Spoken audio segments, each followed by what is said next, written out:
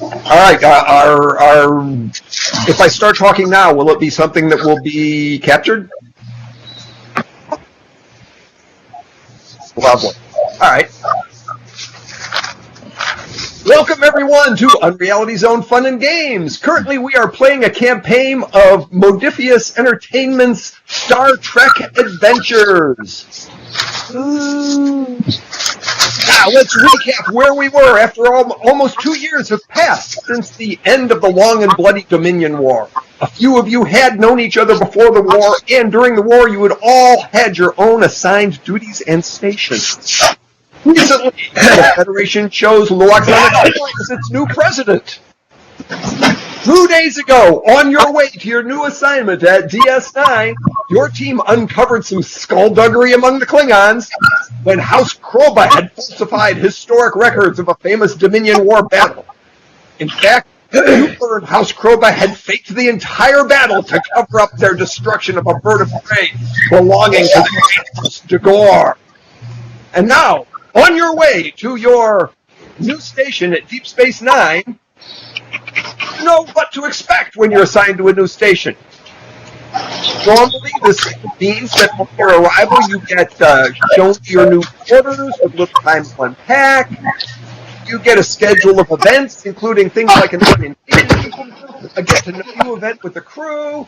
Each of you would get a brief ceremony where they would do things like, we're going to transfer infirmary command codes to Dr. Smith. Is your name Dr. Smith, by the way, Doctor?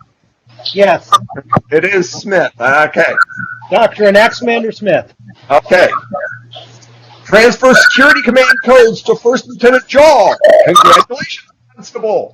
And you would say, I stand to relieve you. And the interim person who was doing the job would say, I stand relieved. And then there would be a party in the evening. Well, none of that happens when you get there. It's completely unexpected what takes place. So arriving in the Major sector, you see Deep Space Nine looks like a bustling port with various Federation and non-Federation ships buzzing about. You can't help but notice that there appears to be a Jem'Hadar fighter docked at a pylon. It looks somehow tamer than you remember Jem'Hadar fighters from the war. Also, you're surprised to see a Galaxy-class starship is docked there. You were definitely not expecting a Galaxy-class ship here. We'll find about to get a call. This is Deep Space Nine operations. Allegheny is cleared to dock at docking port 12. Indus is cleared for runabout pad 1. So you set your courses, which would put you docking kind of far apart from each other. You spend a minute or so headed for those destinations, and then the pilot of one of the runabouts, Happy, says, Skipper, there's already a ship parked at docking port 12. And on the other runabout, Jaw, you notice the same thing. You've docked before, and it kind of sounds like things are a mess in ops today. They're all confused. And then suddenly you get a call from Colonel Kira. This is Colonel Kira. Oh, hello, Jaw. Welcome home. I apologize. It's been a busy day here, and we're having some issues. I need Allegheny to please divert to docking port 6. Indus, divert to docking port 7. Please acknowledge message. Acknowledge. Thank you, Colonel Kira. Good to be home. Acknowledge. Team, as soon as you're on board, let's meet up. Okay, now this plan has you docking close to each other. And so now I'm going to share my screen.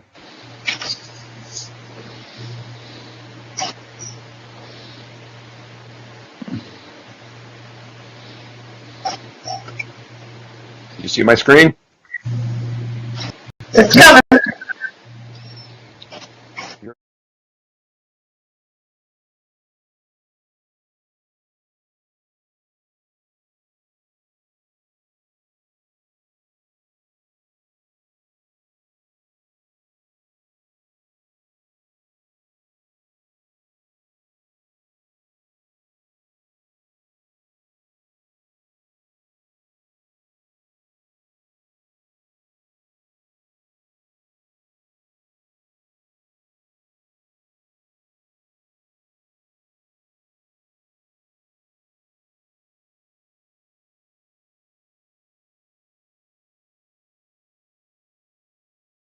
at ports that are fairly close to each other. You're on opposite sides of one of the pylons.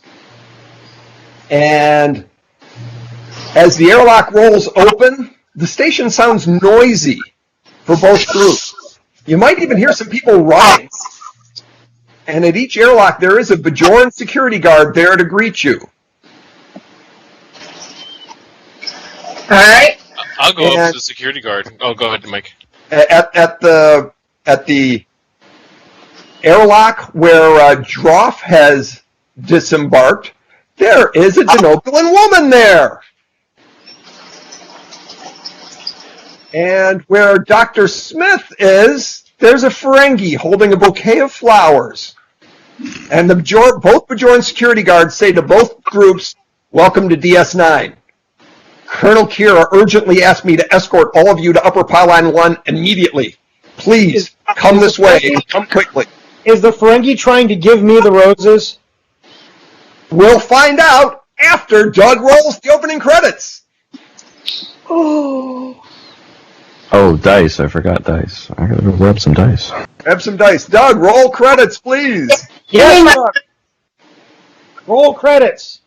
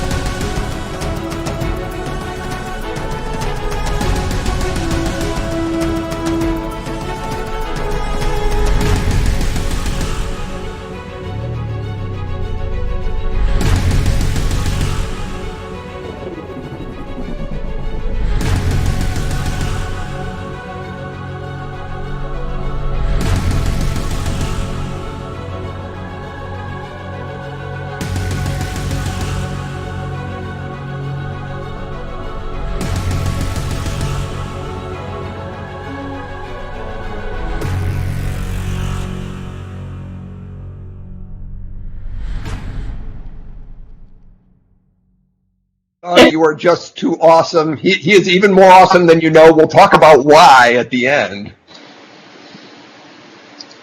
All right, now you're all getting ushered toward the same pylon. And yes, Phil, the Ferengi is scampering up to you with the flowers.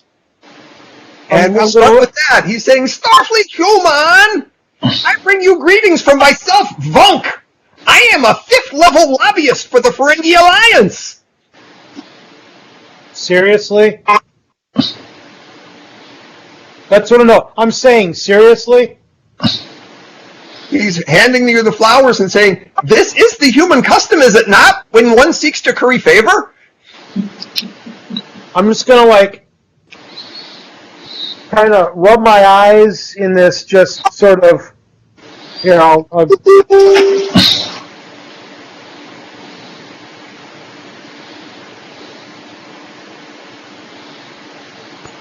He's quite serious, and stop calling him Shirley. Yeah.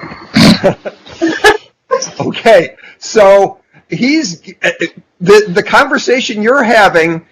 He's getting you to lag back a little bit from the rest of the group, who's rushing down the corridor among all these bustling people.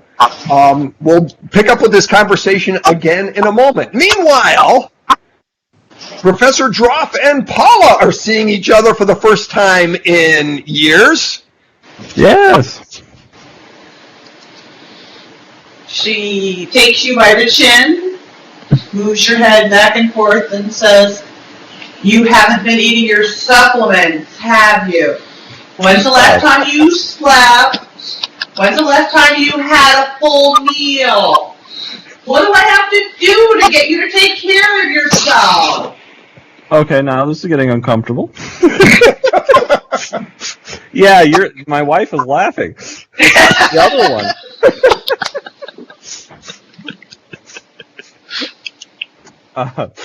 Yes, darling, your pheromone profile is wonderful. I see you've been keeping in shape. I've been trying to exercise a little, get limber. Really? Well, yes, I started a couple days ago.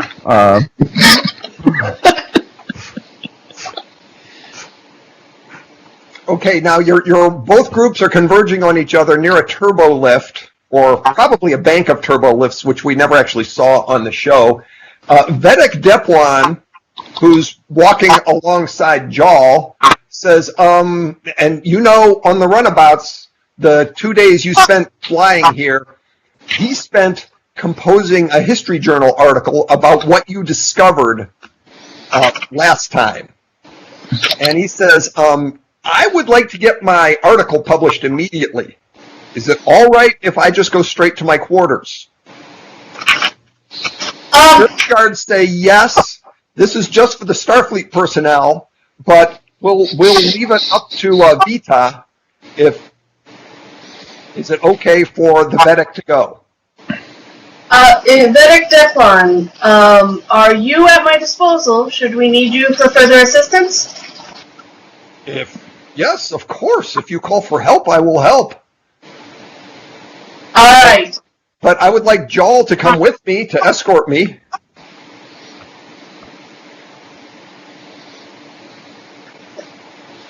And I give. Remember, he's carrying an orb. He doesn't want to walk around unescorted carrying an orb of the prophets. I look at the, well, Joel's not in, now we're on the station, Joel's technically not under my command, once I hand him over, so I assume his previous standing order applies. So he is to go with the bet. It was only the Starfleet personnel that Major Kira wanted to cares about going to Upper Pylon 1. So. Okay, I excuse Joel to continue his set of orders in protecting the bet. Very well. Okay, so you two go a different direction. And now we've got people arriving at the pylon, at the turbo lift bank to go up the pylon, but Dr. Smith has been held back a little bit by this Ferengi who wants to talk to him. Okay, so, yeah. He says, I offer you free, valuable information, no charge, if you will listen to me for 2 minutes. Dr. Smith is like this. He's just like, this is seriously going to be the worst assignment I've ever had. He walks past him, and he just walks past him and heads on towards the thing, towards wherever he's supposed to go. Okay. But I have information for you! What information do you have? And you are also, you're beginning to hear some footsteps running behind you. The rest of the group probably doesn't hear it because you're behind them a little bit, trying to catch up, huffing and puffing, and you hear a chirp of somebody tapping their communicator about to come around the corner. If you hang back with the Ferengi, you'll hear what this person says. If you keep going, you won't hear it. I will hang back and hear what the guy says. Okay. So,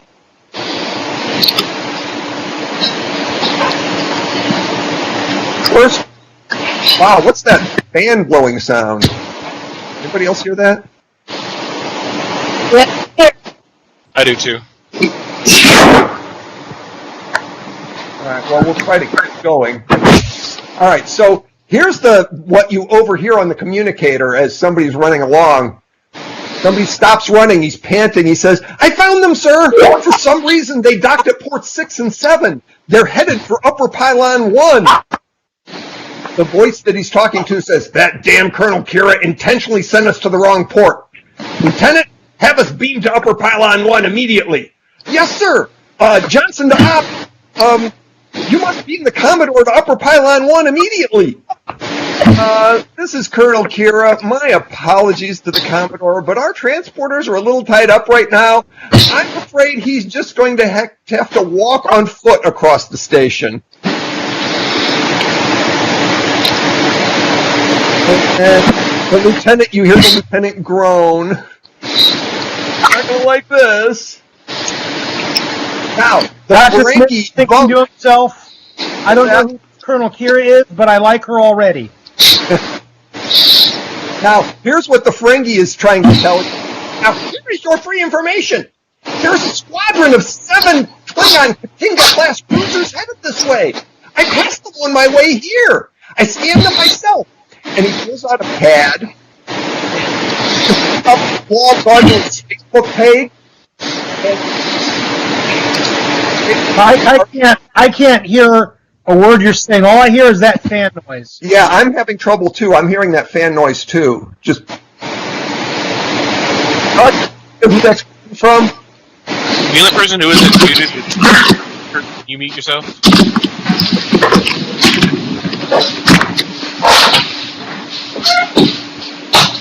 That's weird how it just kept getting louder.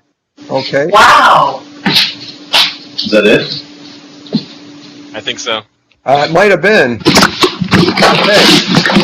That's a fan halfway across. Was that it? Might be. We'll find out. so. Let me start talking fast again and see what happens. I can All right, hear the you much better. Ferengi says, "Here's your free information. There's a squadron of 7 Klingon Katinga-class cruisers headed this way. I passed them on my way here, and I pulls out a pad and he holds it up for you, and he logs into his Facebook page, and he is standing. There's a picture of him standing on the bridge of a starship in front of the main view screen, and he's took a selfie of himself in front of this image of these 7 Klingon cruisers being towed by civilian tugs. And he said, "That's your free information." So is Professor Droff a friend of yours? When you ask him for a favor, he gives you a discount? Okay, Mike. Again, I didn't hear it. What you said. What he just said. Okay. I'm trying. It doesn't respond well. He's on an iPad. We'll have regular cameras on our regular computers. Basically, I only have the grid view with no options. Oh, there, I just closed it. No. Okay. There you go. You're crystal clear now, Mike. So, is Professor Droff a friend of yours? When you ask him for a favor, he gives you a discount? I've known Professor Droff for like 3 days. So, no, I wouldn't call him a friend. And I don't get a discount on anything. I don't know really what I would get a discount for. Well, Human, I will pay you one slip of gold press latinum if you will give me a favorable introduction to Professor Droff. And if Droff gives me an audience with the Grand Nagus, I will give you 2 more slips. Do we have a deal? You're talking to the wrong guy. If you want to make a deal here, I'll tell you what. If you can get Starfleet Command to get me off of this shithole and back into exploration on a ship that's exploring the galaxy again, I'll introduce you to whoever you want. If you can't do that, don't waste my time. And I'm going to turn around and then I'm going to head to wherever it is I'm supposed to be. Okay. By the time you get to the turbo lifts, everybody else has already started riding the turbo lifts up. You'll catch the next turbo lift.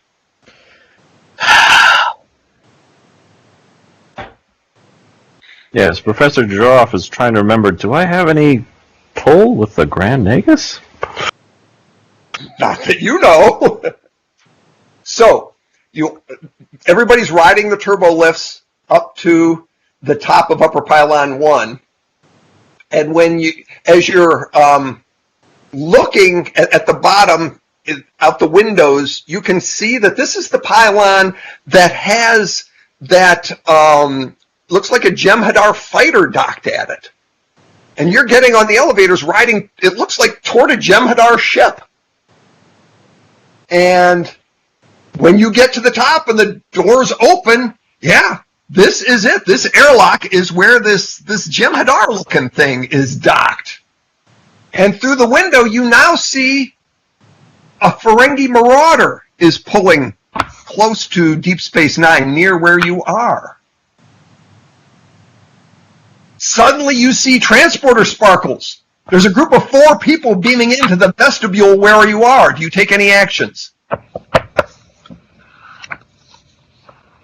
gonna put my hand on my phaser. You're not there. You're with the Vedic. Quick check of what the security people are doing. If they're reacting, I'm reacting and getting my weapon ready. The security people are not reacting. Then They expected this. I'm suspicious, but I play it cool. Okay, 4 people materialize. They are a Ferengi in a fancy outfit holding a staff, and a Bajoran woman who is quite striking. And they are flanked by 2 Jem'Hadar soldiers. And the Ferengi smiles when he sees you and says, "Hi, my name is Ram. I'm the Grand Nagus, and this is my wife, Lita. And these are our bodyguards. I call them Gorma and Gander because they're so cute." And he goes over to Droff and says, "Are you Professor Droff? I am so glad to finally meet you. I am here to thank you." Oh, well, I am thanked then. I am so glad you are familiar with whatever I did that you're thanking me for. Well, before the war, you rescued some passengers on a Ferengi ship that had crashed inside an alien hive and was being slowly digested. One of those passengers was my ex-wife, Prinadora. Now, I don't have any affection left for Prinadora. She was pretty mean to me. But the last time my son saw her, he was just a little lobling. If you hadn't saved her, the Nog would never have a chance to meet his Moogie. And that would make me sad. Oh, honey, that's so sweet. So, you have made me happy. And while I was in the Gamma Quadrant on business, I found the perfect gift to repay you. Do you like it? Oh, yes. What's the gift? Oh, it's right there. It's that spaceship. Ah! Okay. Yes, it's the gift that keeps on giving. Gosh, I didn't get you anything, honey. I feel kind of left out. Later.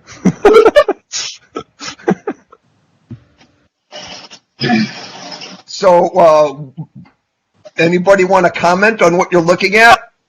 Yeah, it's not a Jem'Hadar fighter, is it? No, it's not a Jem'Hadar fighter. That's a Vorta science vessel. And the best part is, it's state-of-the-art, brand new, so you get to name it. Interesting. Am I here Okay. for this? Do I Yes, you're getting there now. Yeah. do I hear the part about naming the ship? Yes, you hear the part. You guys get to name this ship. It's yours. I'm gonna vote that we name it Desmond. And then he says, "Would you like to know how it works?"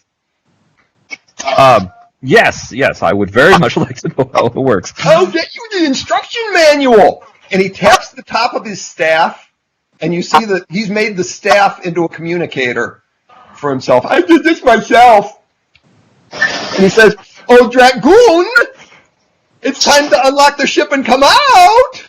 Okay, Mike, at this point, because, again, I have spent the last 5 years on the exact ass opposite end of the galaxy, so I know that the Jem'Hadar are a thing, and that there was a Dominion War, but I had nothing to do with it. So, again, I don't know, I'm completely unaware that this is even like a high-ranking Ferengi or anything, because it's acting like such a tool. So I'm just going to go up to Professor Droff right away and just be like, hey, Professor? Yeah, so there was this fellow with these kind of big ears who wants me to introduce you to somebody, and he says that there's Klingons on the way here. And I think he wanted to bribe me, but I don't know. I just thought you should know about it. Oh, okay. You said Klingons are on their way. Yeah, that's what they told me. I'm guessing this is not of the friendly variety. The inference I made was that no, indeed, they are not friendly. Okay.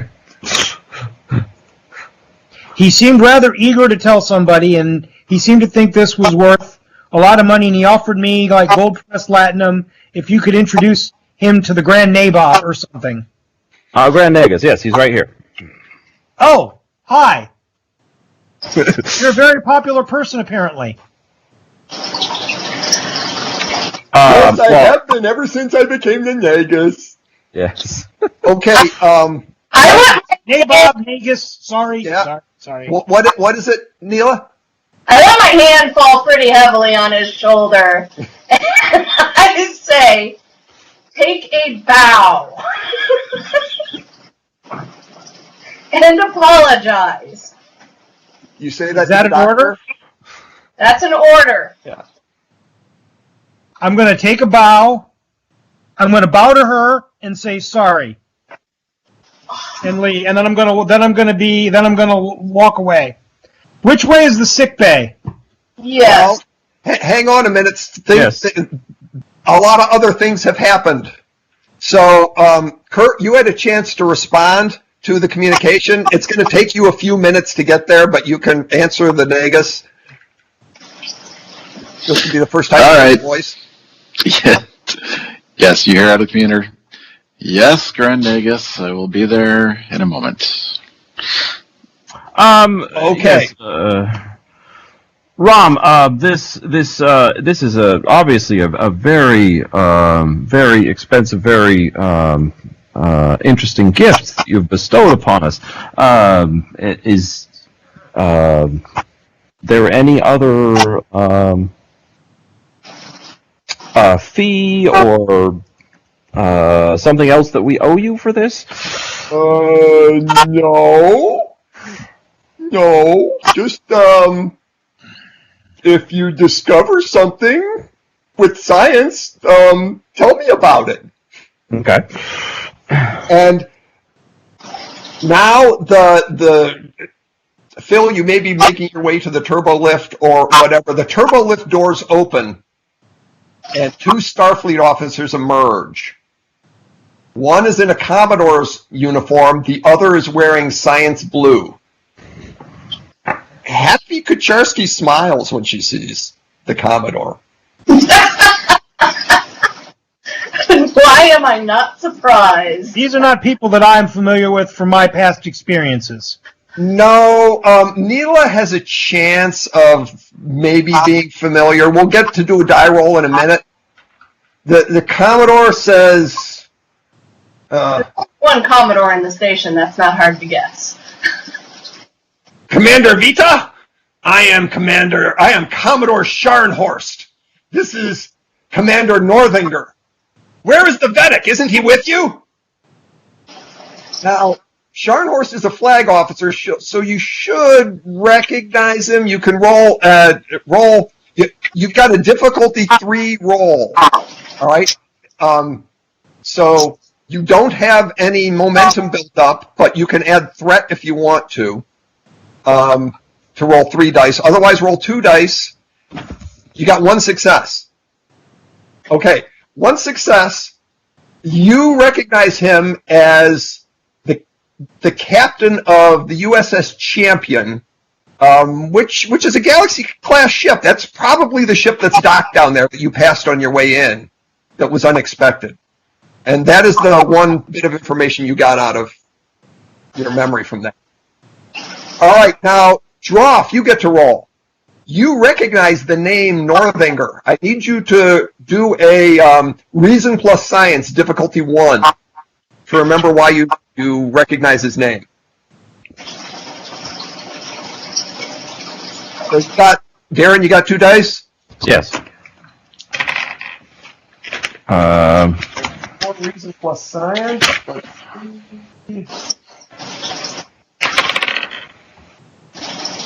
Hold on. Reason plus Science. Oh yeah, you're really good at both those things. Reason plus. Just barely. Got a 16 and 18, so I got 1 success. So you got 1 success. That's enough to remember that many years ago, back when you had only 1 PhD, the first person to ever piss you off by citing you in their work was a student's thesis that used your research to support what was, in your opinion, a very, very poorly conceived theory. Now, that student's name was Warren Northinger. You never saw him in person, but this Federation scientist is about the right age to be that crappy scientist from your younger days. Now, Monty, you also have a chance to recognize the guy in the science uniform. Daring plus Science, difficulty 1.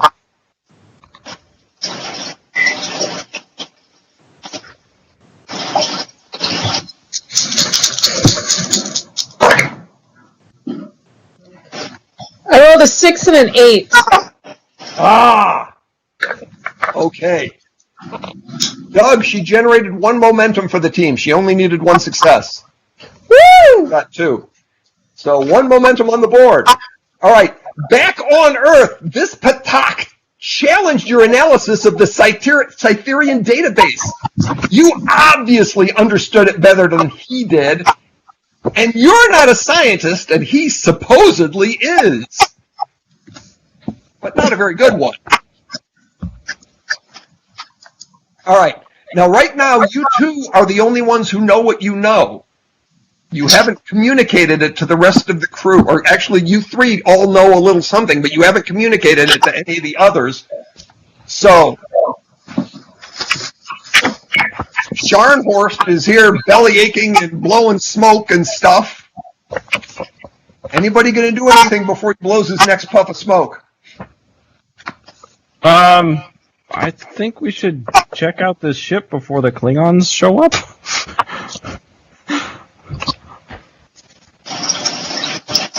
I introduced myself to Scharnhorst. I know who you are. Whatever you're planning, forget it. My department needs that ship. I order you as a superior officer to turn it over to Dr. Northinger immediately. Well, as I understand it, the ship was given as personal property to the professor and therefore is not subject to Starfleet commands. You will have to speak kindly to our professor. The Grand Nagus is standing there with this terrified look on his face saying, what should I do?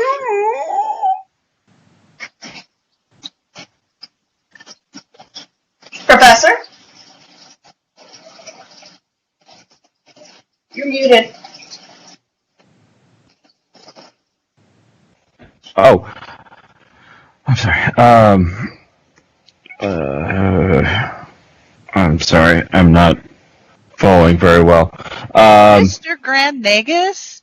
Yeah? It seems to me that you're the one that had possession of the ship, and you're the one that generously gave it to my husband as a reward for saving your ex-wife. It seems to me that you would be able to tell the Commodore here what your intentions were with the gift. I'm certain that your intentions weren't to give the gift to Starfleet, but directly to Professor Droff. Is that correct? All right, and now it's Scharnhorst's turn. He shouts, "You're going to turn that ship over to Northinger, or I'm going to bust you all down to scrubbing saurian waste extractors." And he just used a talent. He's doing a social attack. He is attacking Vita, Mani, Droff, and the Grand Nagus. And oh wow.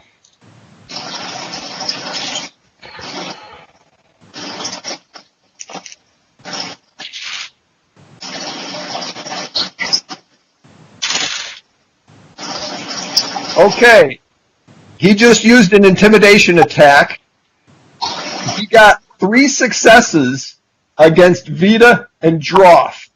You got 1 success against Manny. So you have to oppose his rolls. Okay. Let me look with. Let's see here. Daring plus command. That's a 10 for me. Daring plus command? Yeah. All right. Let's see. Let me look at my focuses. Do we both have to do this, Mike? All of you have to do this, and the Grand Nagus also has to do this. Does my cultural flexibility help any? 1! No. 1! Okay. I have 1 success. All right. 1 and 8, so I have 2 successes and 1 is a... Okay. So all of you have a new, what's it called, a property imposed on you, except for Mani. You all are afraid of his threat to bust you down. You all have to behave. It's like a D&D spell. Mm-hmm. Mani is the only one who didn't get crushed by this very powerful magic spell-like thing. Did he just threaten my husband? He did. He did. And I'm not Starfleet. No, you're not Starfleet. How tall is he? He's a pretty big guy. All right, I get in his face. Yeah. Excuse me, Commodore, but since Professor Droff is my legal spouse, that means that half that ship belongs to me. Technically, I'm not going to tell him that it's like 1/6. It's complicated for the human, which means that you don't just need his permission, you need mine. And I would like you to back the fuck off. Oh, sorry, this is PG-13. Back the heck off. And let us discuss this like adults instead of bullies. He doesn't say anything to you. He turns to the 2 Bajoran security guards and hits them with the intimidation attack. Let's see what happens. He says, I just swore to him in Klingon, but I can't pronounce it. And the 2 security guards are like shaking and terrified, and they start approaching you, hustle you out of there. Oh, that's not happening. You little tox. If there needs to be, if they touch me, it's on. And they're sizing you up, and you're looking pretty lean and strong. And they're saying, "Will you come with us, please? No. This guy's really scary." All right, and now, the next event that happens.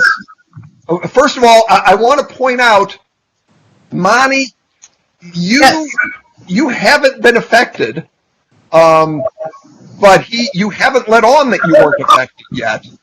So if your 2 friends try to break this spell, you can help them. you get a help roll if they try to break it shortly. But I'm going to burn a threat now, Doug. Actually, I had to burn a couple of threats. I burned 2 threats when no, I'm sorry, I burned 4 threats already, and now I'm burning a 5th threat because something else is about to happen. Because the airlock rolls open from the ship, and out steps a male Vorta. The Vorta takes one look at you guys, and his eyes go wide open. Then he shrieks, and he starts having seizures. Tom says, "Dragoon, what's wrong?" And the Vorta collapses on the deck, trembling. It looks like his life is in danger. Is there a doctor in the house? What? Why? Yes, there is a doctor in the house. What do you do? I'm going to do doctory things. And other players can react too. What would you do in this? What would you suggest? I'm immediately going to walk over there. I'm immediately going to go over there and assess the situation. Okay. I'm going to see that the goons don't interfere with him. Insight plus medicine. Okay. I just want you to know that rolling the dice is almost going to be a formality because that's pretty goddamn high. I'm a very good doctor. So I have an insight of 11 and a medicine of 5. That is really good. Yeah, doctoring is kind of my thing. How many dice am I rolling? You're rolling 2 dice unless you're going to use that momentum or give me a threat. Or if you have let's see if you have a focus that would apply.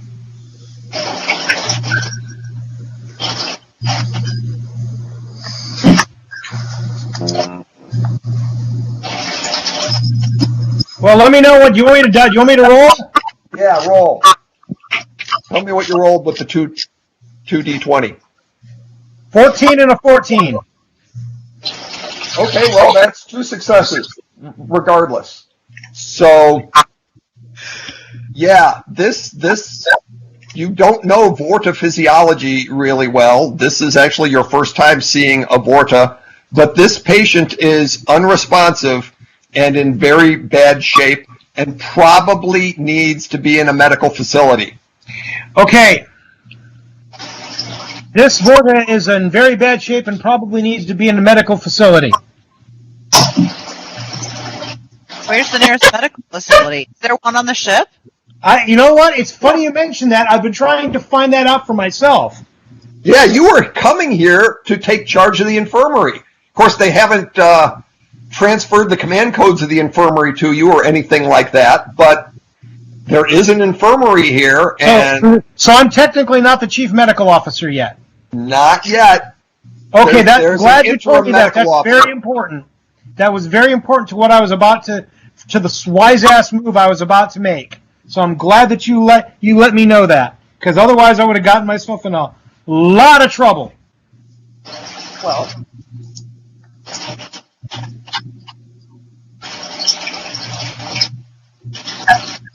Do I have access to? I've got a communicator, right?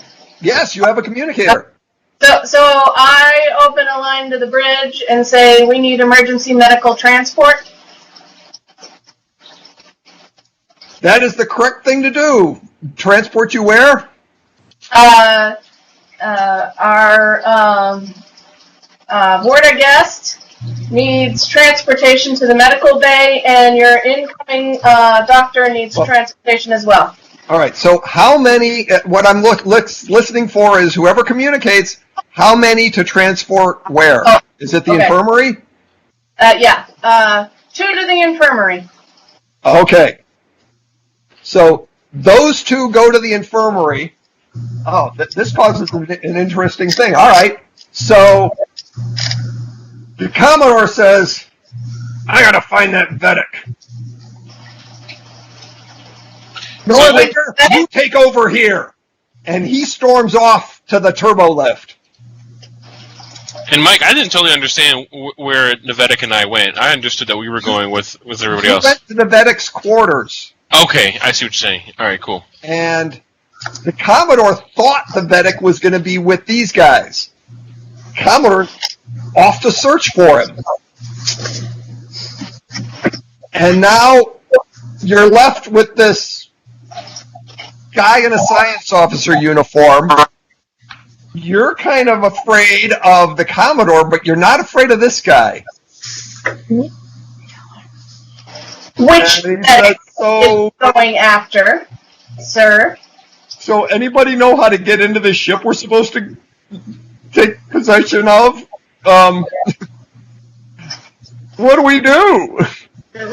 Who said that, Mike? The science officer, Okay. Northinger. You're muted, Vicky. Yeah, we can't hear you, Vicky. All right, who was I didn't think intimidating that us you were earlier? going to be taking possession of anything. Am I still here? Have I been beamed out of there? You've been beamed out. You and the Vorta are in the infirmary. Okay. Okay, well, I'll wait. We'll get to you in a minute. It was super. Right. Sorry, GM. Yes, well, what is everybody going to do? I really need to know what mostly Darren, Ella, and Neela do right now. Okay, well, okay. We were given a ship. Rom, the Grand Nagus, gave it to us. Who was intimidating us? The Commodore, who just stormed off. Okay. Commodore, what was his name? Scharnhorst. Okay. Okay. Well, someone just gave me a science ship, and that's like big shiny. I'm gonna go see if I can get onto it. Is it Okay. locked? Yeah, the door's locked. Oh, okay. Did Rom tell us how to get into it, or is he still there? The engineer that was on the ship Uh-huh. just went to the infirmary. Right. He's Oh, the guy okay. he's supposed to teach you how to use the ship. Oh, okay. I stepped closer to the crappy scientist, Noringer, Mm-hmm. and I pull myself up to my full height and throw my shoulders back to make it clear that they remember that Andorians are a little bit stronger than humans, just a little. And I say, where is he going? What Vedic? Try to intimidate. He's looking for Vedic Deep One. I don't know why, but he's been obsessed with Vedic Deep One for a couple of weeks now. Alright, I need somebody to go find where Vedic Deep One is and provide backup now, please. Who's Well, available? you know who the Vedic is with. You can call that person. Oh, yes! I call the person who has been on my ship! All right, so Heads up! Vita and Chawl, you're having a conversation by communicator now. Okay, is the Vedic secure? Mike, is the Vedic secure? He's in his If that's up to you. Yes, you have taken him to his quarters, and he is filing his report. He's all excited to be rewriting the history books about that famous battle with the Klingons and the Dominion, and he's submitting the report right now, Okay, great. Yeah, he's secure. He's in his quarters right now. working quietly in his quarters. There is a very unpleasant gentleman heading your way who has a lot of Starfleet brass on his shoulder. I recommend you pretend not to be home. Okay, we can do that. Thank you for the heads up. All right, you're going to say, is anyone going to say anything to Northinger? I'm sorry, who's Northinger? He's the crappy scientist. Who tried to make what I had done invalid. So, Yeah, Mike, we're gonna can say- I I'm just- gonna walk up to him and swear at him. Somebody should just be like, "Wait, you're still here?" Mike, can I do something to the door to like lock it from the inside as opposed to the outside? Yes. Okay, great. I'm gonna try doing that.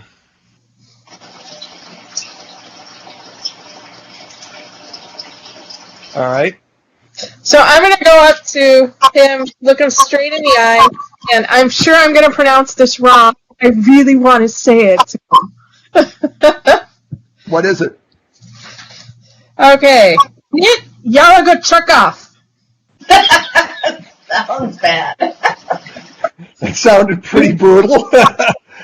I You assume want to know what that is in standard? Sure. Let's go fuck yourself.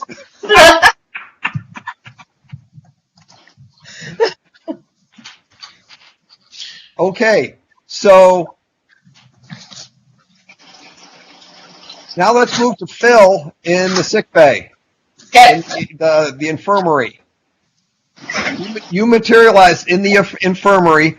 There is a young Bajoran doctor there who's the stand-in medical officer, the interim guy right now. He was probably working on somebody's ankle or something like that when you materialized with this trembling Vorta. And he's like, "Oh, shit, What does what's he do? going What does on?" he do when he sees us come in? When he sees us beam in?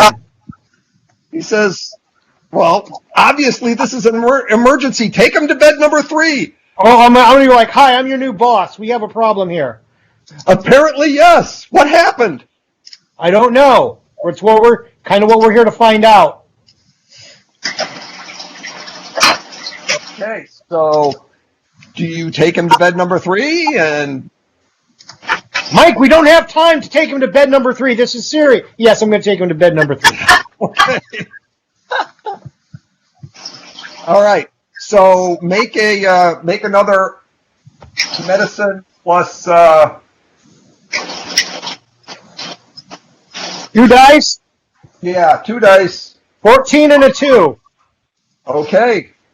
Success again. All right. You have figured out. Feel free to come up with your own technobabble for what you think you need to shoot him with in the hypospray department. Do we have any arsenic here? It could be arsenic. No, do we have any arsenic? Probably. I'm going to need 30 cc's of arsenic in a hypo spray right now. Okay. They Stat. give you 30 cc's of arsenic and a hypo spray. No luck, hemlock.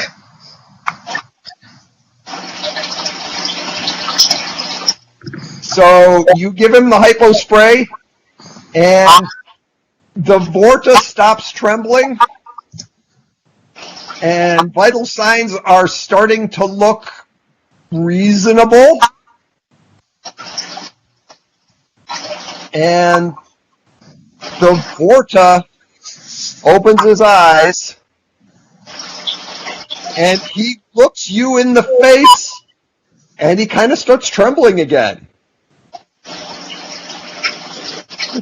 You can't be here. You can't be real. I've often thought the same thing, but unfortunately I am. I've seen you before. I saw several of you before. How can that be? Well, let me ask you something. Have you been eating a lot of stuff with a lot of lipids in it? Because that has hallucinatory effects on vortophysiology. At least that's what it says in the medical textbooks. Says, I saw all of you in a dream. Just a week ago, when I was on my way here with that ship, I dreamed about you. How can that be? Well, my first response is you've made some poor dietary choices, and they're catching up to you. Okay, and I'm about to, in a few lines, I'm going to stop NPCing the Vorta, and Kurt is going to take over. Because this is the character. He's going to tell you about the dream. Or I'm sorry, I'm going to tell Kurt about the dream.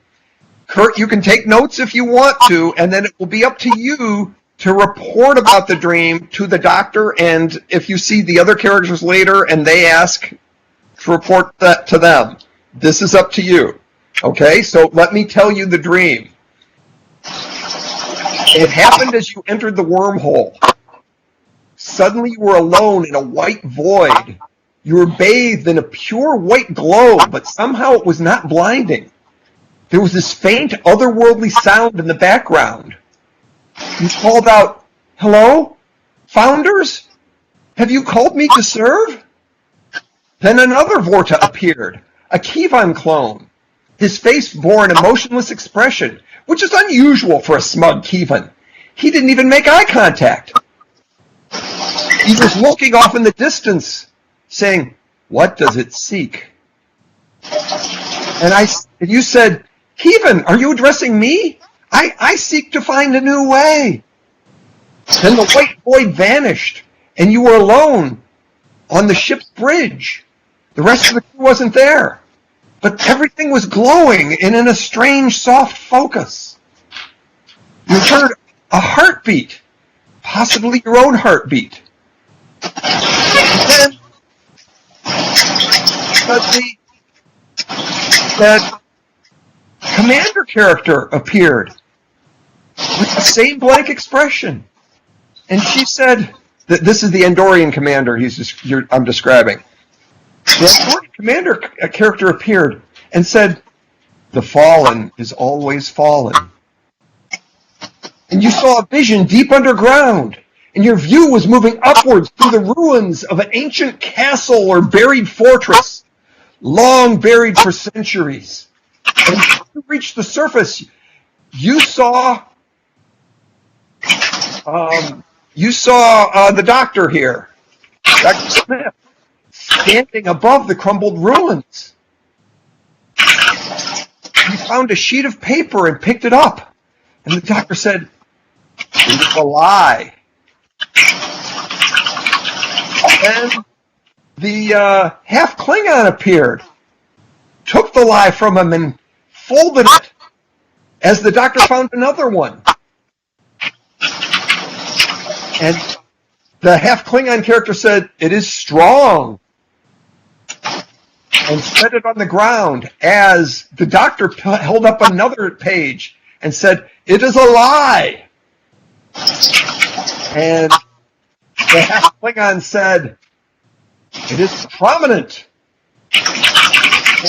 And you saw that all of these pages with lies on them were forming a new structure above the ancient ruins. On and on, there seemed no end to this towering fortress built of these pages. It seemed to be reaching dizzying proportions that you could not comprehend. And then Professor Groff appeared and said, "It is not linear." A tiny flame ignited at the bottom of the structure. And then a wind blew the structure over. And then a rain fell. And the burning, tumbling structure became soaked and collapsed and became part of the old ruins. Then all of the characters turn to you. And now you know they are addressing you. And they say, one says, "Be the flame." Vita says, "Be the flame." And the doctor says, "Be the wind."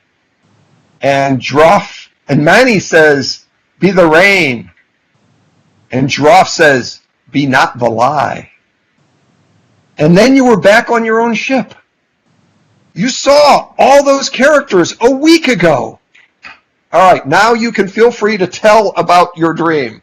You are now running the character.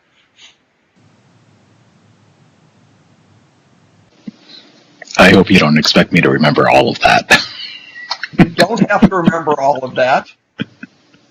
Can we just say that? Does he just say all this to me right here in the little hospital? No, room? he's going to say what he's going to say. Because I really hope you do tell me this whole dream. You just go off and just totally stream of consciousness because I have a response ready.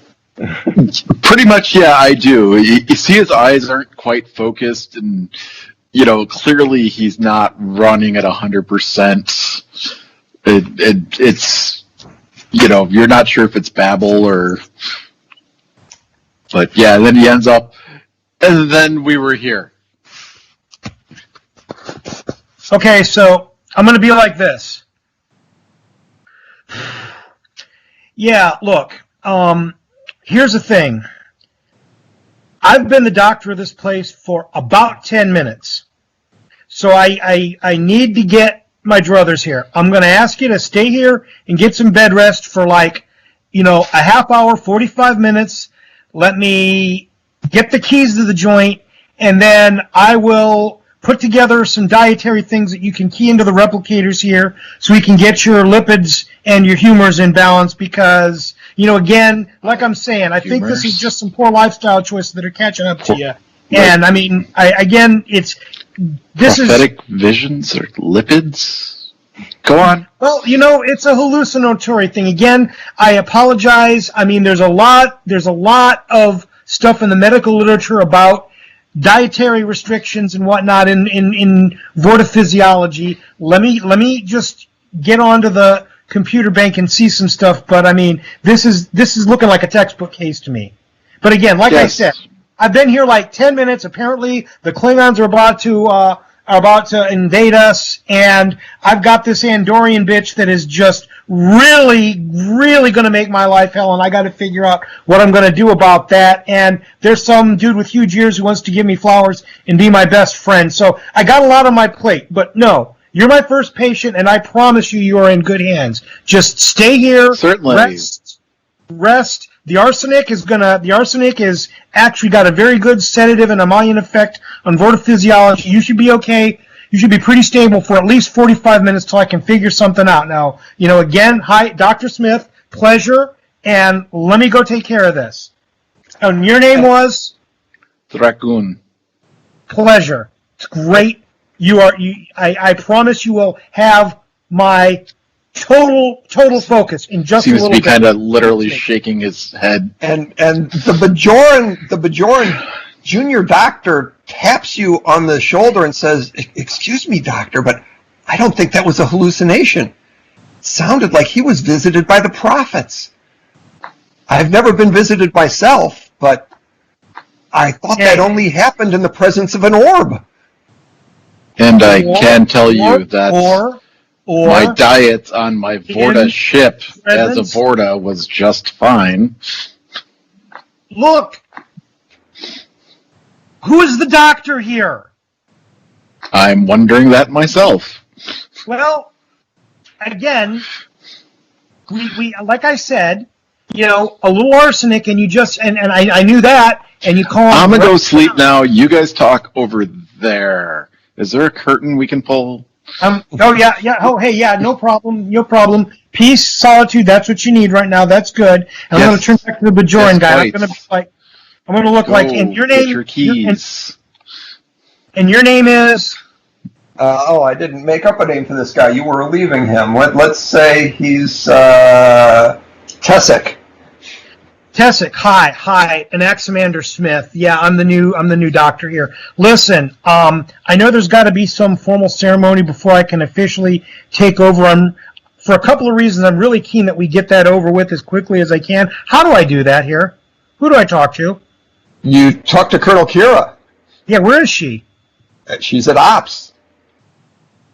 Okay, do I have a communicator thing on my uniform here? Yeah, you have a communicator. I'm gonna be like Starfleet. I'm gonna be like kind of testing it. I'm Dr. Smith to Colonel Kira.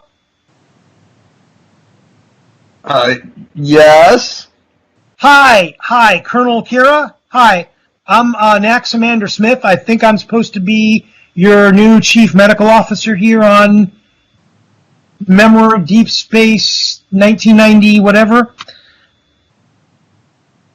Okay, yeah. Yeah. We'll get that taken care of as soon as we can. We've got kind of a problem of a rampaging Commodore on the station. I'm a little busy right now. Well, you know, you know what? I think I know who you're talking about, Colonel. And are we? Or is this a private conversation? No one can overhear it.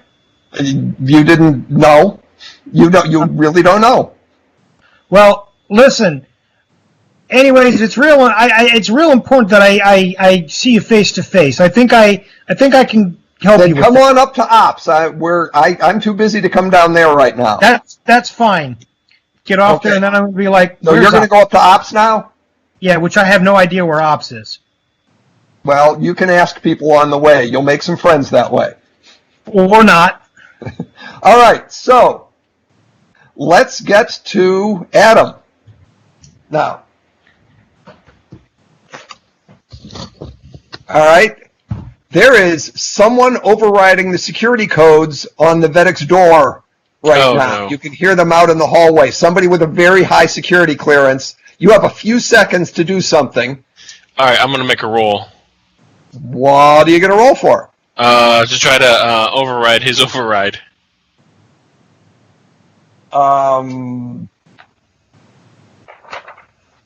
Okay. You're not going to call for help. You're going to override the override instead. Okay. Yeah, we'll do that All right. from my side. All right. You're going to have to roll control plus security. Okay. Defeat him. Where are All right, I got a 4 and a 7. Oh, yeah, that's pretty good. All right, let's see what he gets. Oh, you tied him. Really? Wow. All right, so he's going to, well, whoever it is going to get in soon. Okay. So then, in that case, then if I think he's gonna get in soon, then I'll go ahead and call for help. All right, what do you do? I alert ops. You know what? I'll call like you know, the nearest Bajoran guard. He can help me out. All right. You're going to call a guard on your communicator. Yeah. Mm-hmm. Try and like call the security office and say I want to talk to the nearest guard. That's right. Yeah. All right. So, security office answers. Constable Eduk here. Hi, Eduk. Yeah, this is what do you Lieutenant need? Joel. I've Yeah? got this crazy science officer from the Federation trying to get into my Vedek's quarters. Oh, he's terrifying. I wouldn't mess with him. Yeah, can you do something Oh, about no, maybe no, and he hangs up on you. All right. Door's opening now. Okay. All right, what do I see? You see this Commodore come storming in, Uh-huh. and he's looking around the room, and he sees the orb case, and his eyes start glowing. Okay. You have 5 seconds to act. Okay.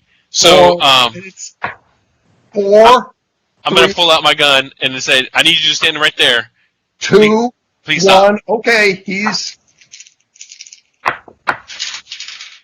he's firing a blast out of his belly at the Ark. I just got Jadzia, didn't I? No, it's not at you. He's destroying the orb. What are you going to do? You haven't called for help. You haven't done anything effective. You've got to do something now. Okay, I'm going to tackle him. He's not really a Commodore. You're going to tackle him, okay? Roll an attack. All right. Shot him. It's going to be fitness plus control. Okay. You need 10 successes. Oh my gosh. Can I pull? How much momentum do we have? What's the momentum pool there, Doug?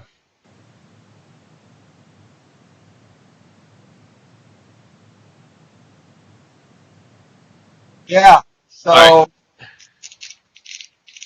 right, I'll use momentum, and we'll see what happens. All right. Oh man, I got a 20 and a 17. Oh. Oh, should I roll a third one though?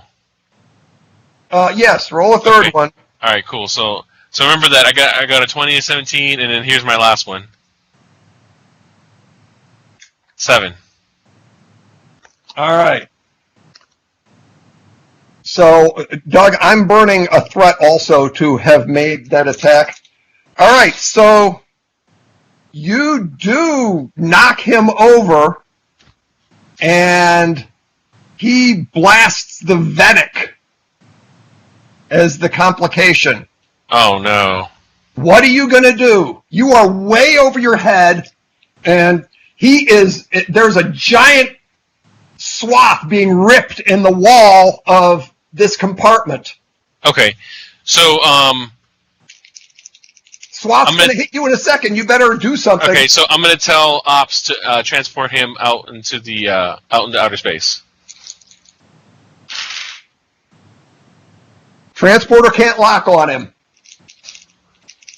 Okay, so I'm gonna take my comm badge off, put it on him, All right, and I he's say, blasting you now. okay. All right, roll to resist it. I need you to roll.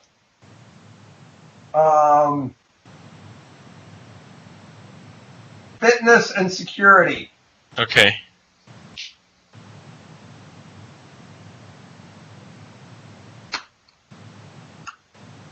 Oh, I got a 1 and a 6. Oh, good. That's 3 successes. Cool. And do Yeah, I generate alright, a point of so- momentum as well? So he singes your uniform, but you don't take any damage. You are really making bad decisions here, I've got to say. Okay.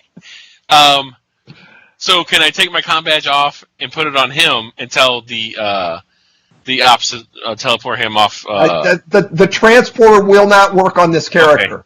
All right. Man. I guess I'll shoot him. All right, you can try shooting him with your phaser. Yeah, we'll do that.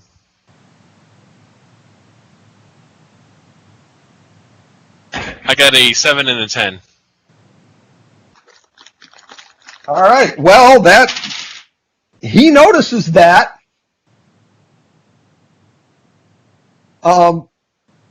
You can tell you are losing this battle.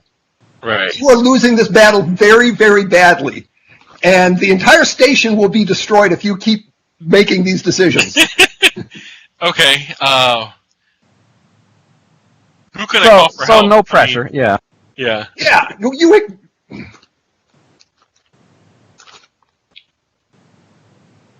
All right, he's turning back toward the orb. That seems to be what he's interested in. All right, I'm going to take the orb and run out the room. All right, let's see if you can do that.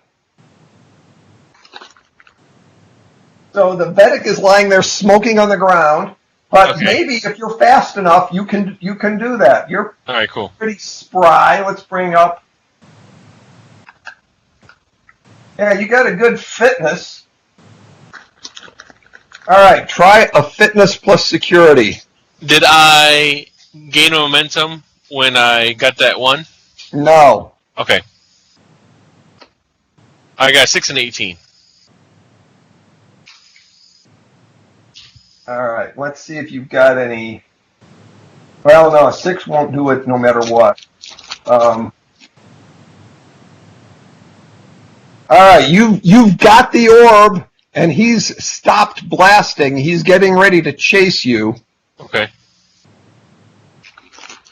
You're going out into the hallway, I guess. Right. This super monster is pursuing you. Okay. Holy I'm gonna shit, go- Adam. Get on your comlink and just say, hey, help me. Crazy shit is happening. Yeah, Everybody running. So I'm going to run Yeah. down to the nearest turbo lift, and at the same time I'm going to hit my All comm right, badge. you're gonna call someone. Yes. Okay. Uh-huh. Yeah, and I'm going to say, Who by are you the calling? profits, we'll do ops. and because apparently security wasn't helping out. Or should I do somebody on my team that I joined?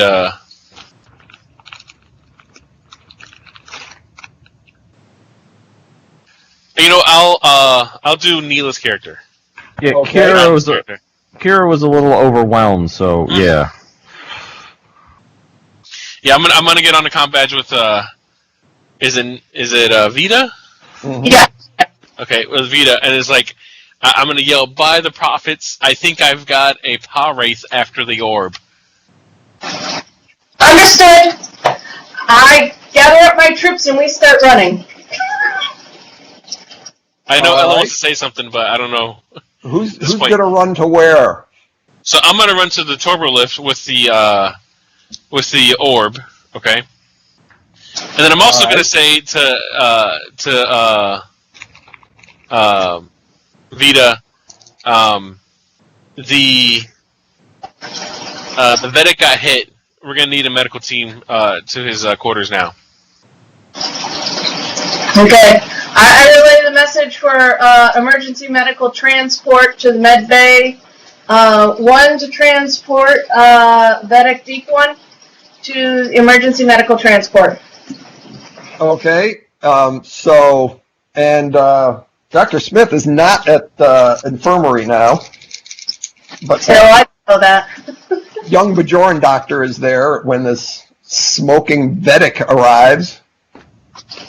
We'll catch up on what happens there later. So you go running to the turbo lift. Yep. Right. Oh yeah, it turns out this guy isn't that fast.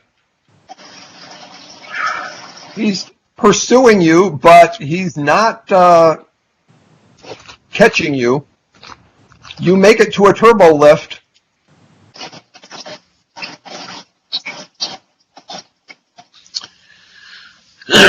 Where do you go? All right, I say, Vito, where do I take this? Where do I take this? This orb to? Oh, The temple? Oh, that's what I'm thinking. The temple. I mean, does the temple got shields? Okay. I And- trust your judgment on where's the safest location. And Vita, I need to ask, who are you taking with you? And you can stop sharing your screen there, Oh, thank you. Joel.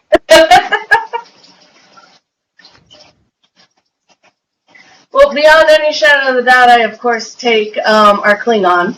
I of course take the good professor's wife because she's tough as nails if she will agree to come. Of course, I take Happy. And who else do I have here? There's a fight. I'm in. You have the Grand Nagus and a Bajoran woman and 2 Jem'Hadar soldiers. I take the Gemini soldier with the great mission of the Grand Nagus if he will allow me. No, they stay with me. I have to come along then. No, Grand Nagus, you stay here. You stay safe. What's going on? Something bad, I don't know. Somebody said something about an orb wraith and it just sounds awful, so we're going. All right, I'm going to roll to see if you overheard the conversation.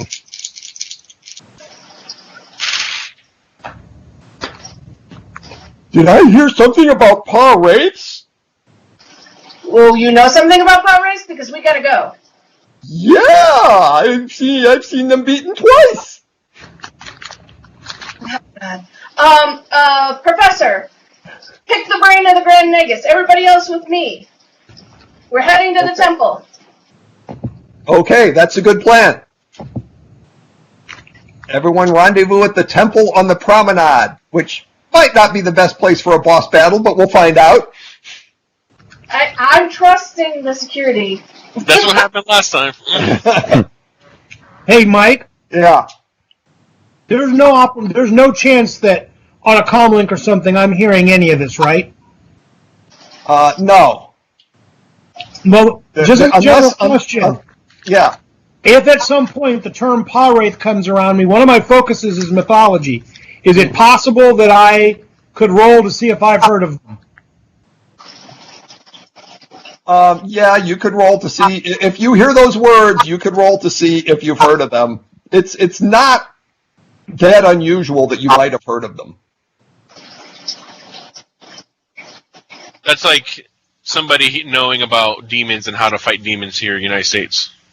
Well, you know, I've read the 23rd century equivalent of Joseph Campbell's, and I'm sure he's touched on it. Something like that. Only the Pa-wraiths are actually not.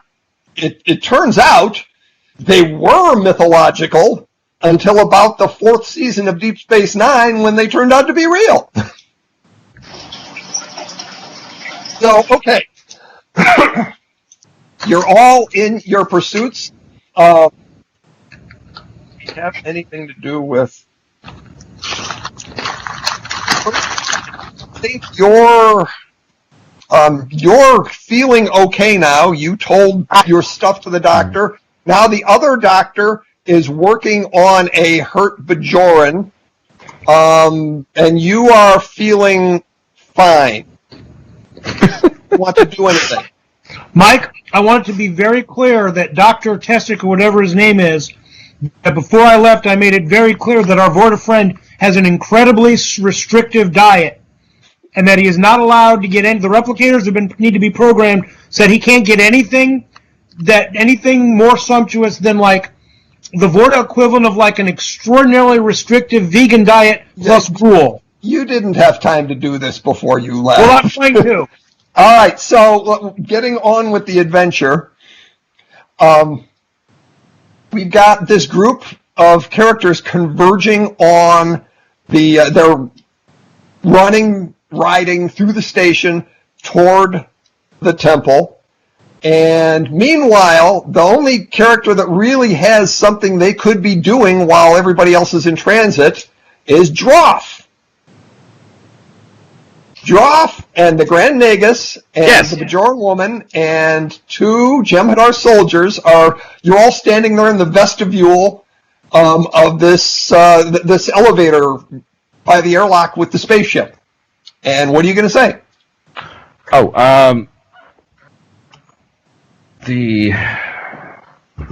Okay, so Rom is the Grand Nagus. He gave me a ship. Okay. Where did this wonderful ship come from? No. You're supposed to be quizzing about the wraiths. The what? The Pa-wraiths. Ask about the Pa-wraiths. The Pa-wraiths? Oh, okay. Oh, yes. We had Pa-wraiths on the station twice. Oh, twice? Yes. Okay. Chief O'Brien had me rig up a thing that killed them, but I didn't know I was doing it until way late in the process. Oh, well, that sounds useful. How did you get rid of them? It turns out that both the prophets and the Pa-wraiths are susceptible to intense flows of chronoton particles. Chronoton. There isn't a source of chronotons near us, is there? The systems on the station are capable of emitting them. Takes a little time to set up. Oh, chronotons. Okay. Is there any on the ship? I'm not sure. I don't really know how it works. All right, chronotons. That's Dragdown who knows that stuff. Okay. Mike, I really like your impression of Nog, by the way, or of Rom. Okay, chronotons. Where do I get chronotons on the station? We need a supply of chronotons. Quickly. Well, you're not really too familiar with the station, but you're standing in front of somebody who actually spent a couple years as a mechanic on the station.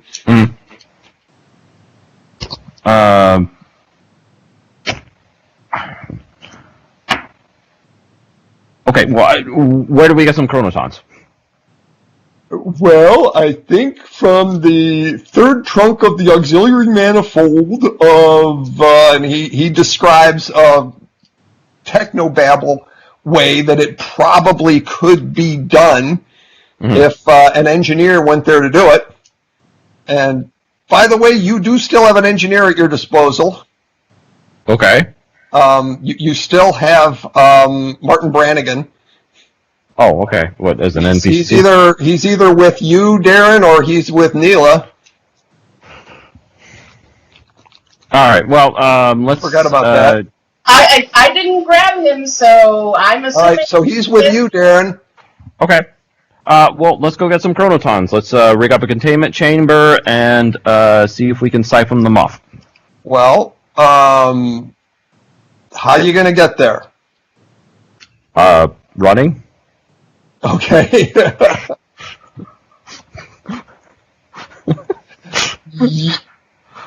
Make a roll. 3 and a 6. That's this pretty good roll. is going to be maybe daring plus security. Yeah, 3 and a 6 will make 2 successes. Okay. This might be worth calling Colonel Kira about.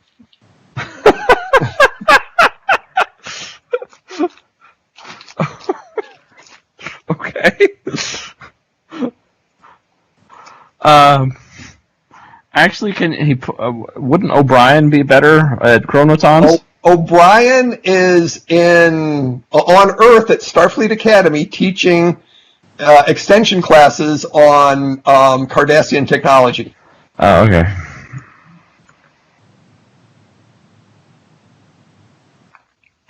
There are a few characters here from the show. Kira's one of them. Kira's the only one that you've heard her voice so far. All right, I patch a call through to Kira. We need a supply of chronotons ASAP. What's going on? Apparently some paw race have been let loose. They're chasing an orb, and I don't know if that sounds important, but the only way to get rid of them is chronotons. So I want to yes, get together some. What do you need? We'll transport you there. Okay, we need a supply of chronotons in a containment vessel that we can put them in. Yeah, whatever. Okay, Engineering would be good. So, Rom is telling you where you need to get transported. Okay. Do you want me to go with you? Actually, yeah, sure. Why not? Okay, guys, let's go. So, how many to beam? You've got. We have his wife, yeah, 2 Jem'Hadar, an engineer, and a scientist. Are all of you getting transported? Can they do 6? Or is that too much? The place that he's describing is basically a Jefferies tube. Oh, okay. So if it's going to be 6, he's going to transport you to the entrance to crawl into the Jefferies tube. If it's going to be just 1 or 2 of you, they could put you straight into the Jefferies tube. Which do you want?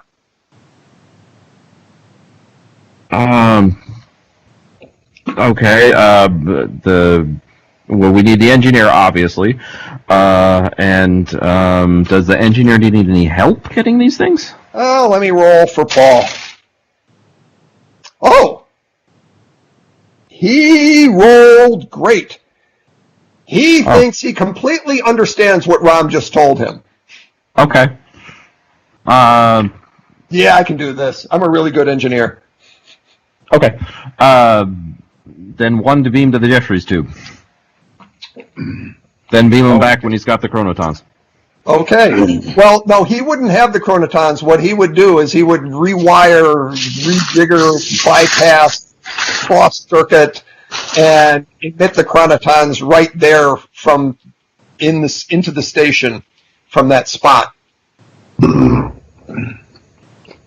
All right, so Jal, you have reached the temple.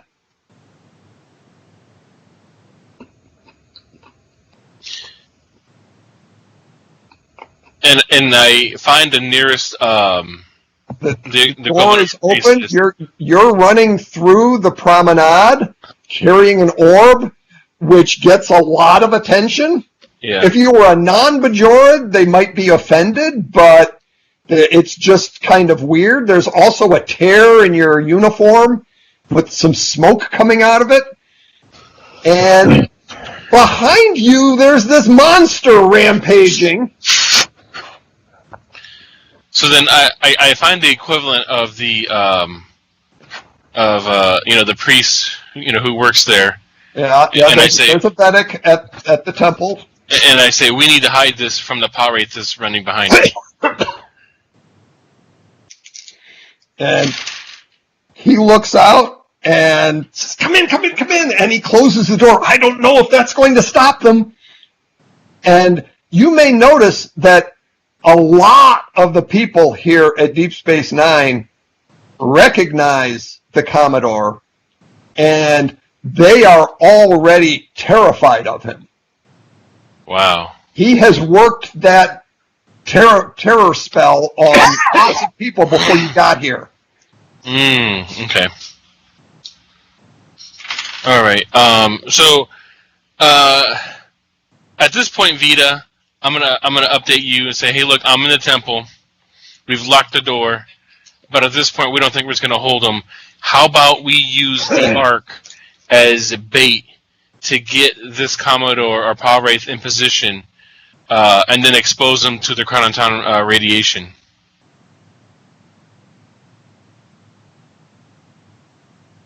What do you think, Vita? You're on mute. Okay, Vita. Yeah, you and your party are arriving on the promenade about now. Oh, okay. You're gonna have to repeat. I don't even know what this thing is we're fighting. Okay. I mean, like, so are you familiar with a Power Wraith then? No, it's glowy thing. That's all I know. Okay, so I've got the orb, okay, which is the Bajorans know them as the Tears of the Prophets. They were sent by the prophets or the wormhole aliens to help guide the Bajorans. Okay, so Meanwhile, as you're getting out onto the promenade, the Commodore is yelling at people, yelling at security guards or anybody who will, and he's pointing at Vita, at you, and at Paula, and Mommy, and the rest of your party, saying, "Get him!" And they're all afraid of this guy, so they're coming to attack you and slow you down. Okay, I can't remember. Do I have a phaser on me at the moment? Probably. Okay, I set my phaser to stun. Okay, you've got White a first. crowd of people. Okay, so real quick question: Stun, but yeah. Do any of us actually need to get to the temple? no, I could totally teleport myself in the Ark, somewhere. Basically, at this point, we need to set up where we can expose the Power Wraith to the radiation. Okay, so I think my Klingon buddy and I are just going to run interference on the civilians. Okay. And let you guys do what you need to do. I think the Klingon and I got this. I have a quick question though regarding the Chronoton particles. They're harmless to everybody but the prophets of the race, right? That's right. Yeah. Mhm. Yes. And all they need to do is flood the promenade. That's what they did in season 7. Yes. Now, here's the thing: we need to set up a field on Kurt's character. I forget his name, because he probably has been exposed or is in possession of a prophet himself. So he's probably going to be affected by this flooding of the chronoton particles as well. Yeah, but we don't know that in here. Oh, and by the way, Dracoon, the infirmary is on the promenade, so you can hear and see all this commotion going on outside the infirmary. You are... All right, so I will get up and head out there, though. okay. I put the what's his name? Fart face. Sharon Horst. In my sights, and I tell him to freeze and stand down. And he turns around and he's yelling at the security guards, "Get him! Get him! Get him!" And there are all these people who are really, I mean, a couple of them are security guards, but they're mostly reacting out of fear. And I think Paula and Manny can pretty much plow the road for you to get through the promenade. Sweet. Without killing anyone. Good. As soon as I have a clear shot at the officer, I fire. You're gonna take a phaser shot with your phaser set to what? Stun. Despite Stun? my judgment as an Andorian, no Okay. Andorians do anything to stun, but I know Starfleet regulations. It is kind of. It feels kind of weird to be shooting at a Commodore. Yeah, but it's also running around doing weird things. It's not a Commodore, whatever it is. All right. What should I roll here? What is it to fire a phaser? I think it's security plus control. Security plus control? Yeah. I make one success. One success. One success with a stun weapon against a bar race. So You did hit him. And he did notice the hit. And he was closing in again on the temple, but he's turning around to face you now. I increase intensity on the phaser, still remaining within the stun range. Okay, he's now facing you. All right. High five, Eric. He backs away from you, still getting closer to the temple, but facing toward you, and continuing to scream at people, "I'm going to bust you all down to toilet cleaners if you don't knock those people out." I fire again. You can take another shot. Meanwhile, it's kind of weird that the person you're all counting on right now is an NPC in a Jeffries tube. So you got 2 successes. All right, on a heavy stun setting. Yes. All right, he staggers a little bit, but at least that was a round where he did not get any closer to the temple. You've only got a couple more rounds before he reaches the temple, though.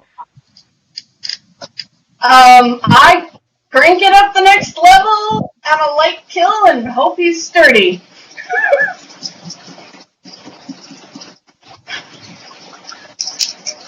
Fire away. All right, firing.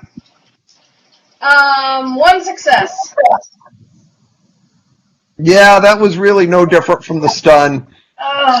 Kind of winged him. All right, I rush him. Okay. Anybody else doing anything? I know what Paula and Monty are doing. What about We're Dragoon? bonding. What? It sounds like we should be heading towards the temple. I'm still at the Grand Magus. You were up in the. You were Actually, I've got Jem'Hadar with me. I think it's a good idea to get the Jem'Hadar to wherever this thing is. Well, you got to take the Grand Nagus then. All right, come on, let's go. You want to transport to the promenade? Where is this Parate? All of this is happening on the promenade now, and instead of telling people to clear out because there's this battle going on, you've got this Commodore telling everybody to crowd into the promenade and get into the fight.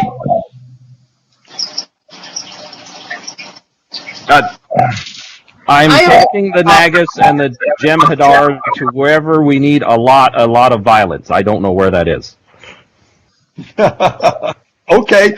The Nagus says, "I'd love to go to the promenade. My brother has a bar there." I have a quick question outside the gate. What exactly is Brannigan trying to do in the Jeffries tube? He's trying to do whatever it was that Rom did in the Jeffries tube in the episode The Assignment. If you remember when they hooked up the Right. when the Pa Wraith took over Keiko O'Brien. Oh, Keiko O'Brien. So this wasn't When the. the Pa Wraith took over Keiko O'Brien, Miles O'Brien gave Rom the job of doing all this rewiring and stuff like that. Right. I got my two Pirates stories. Yeah, and both of those stories, the solution was the same thing. Okay. was chronoton particles. It was a little harder in the first one because they were trying to blast chronoton particles into the wormhole. I thought I had some engineering experience because I was going to go offer to help him since he is an NPC. Okay, so you get a call from Brannigan saying, let's see, he's going to call Vita saying, okay, ready. I think it's ready to turn on. Fire away! Fire away! Fire! Okay. The love of Andor! Fire! Ooh! All right, but none of you feels or hears anything, but the Commodore starts writhing. And he turns desperately toward the temple and makes a charge at the door with all his might. I'm gonna get on the other he side of the gets to door. the door and he bursts it open. All right, I got my phaser ready. I'm gonna shoot him. Hey, girlfriend, Yeah. be over there. Give me a lift.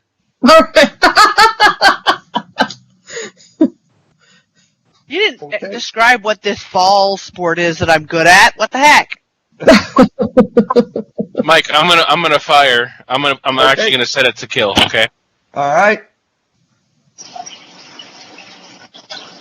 Got a 14 and a 4. Okay, that's 2 successes for you. Oh, wait. That's 3 successes for you.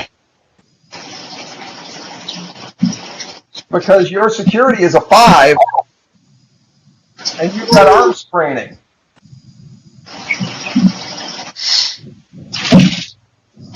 Oh, the Commodore goes down. You may have just killed the Starfleet Commodore. Perfectly okay. He was possessed.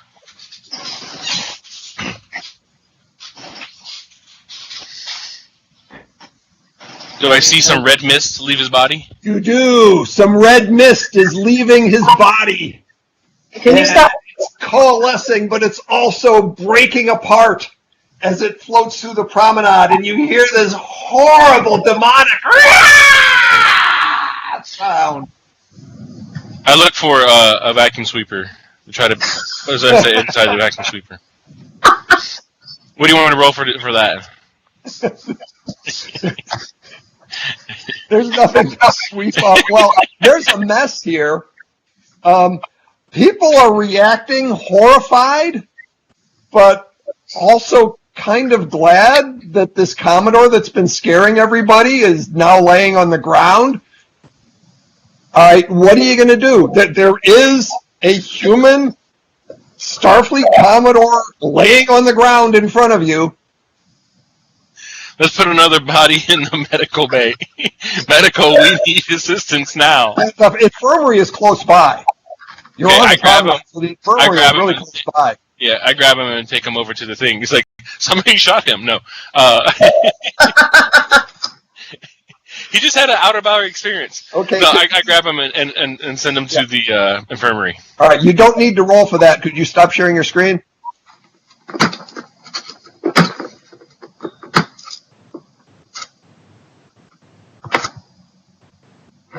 Okay. The Commodore isn't dead. He's murmuring something. He's saying something quietly. I put Anybody Yeah, I put my ear next to his mouth. He's saying, "You're too late. You're too late. You'll never figure it out. You'll never figure it out." And I just yell, "What?" And he doesn't say anything more as you get him to the infirmary. And this poor young Bajoran Jr. doctor is just overwhelmed. He's got this Vorta patient who just got up and tried to walk out. He's got this very badly injured Vedic, and now he's got this possibly fatally injured Starfleet Commodore all coming into his infirmary. And where's Dr. Smith? On his way to ops, trying to get officially named Chief Medical Officer. You're in ops now, and there are reports coming in of all these horrible things going on the promenade.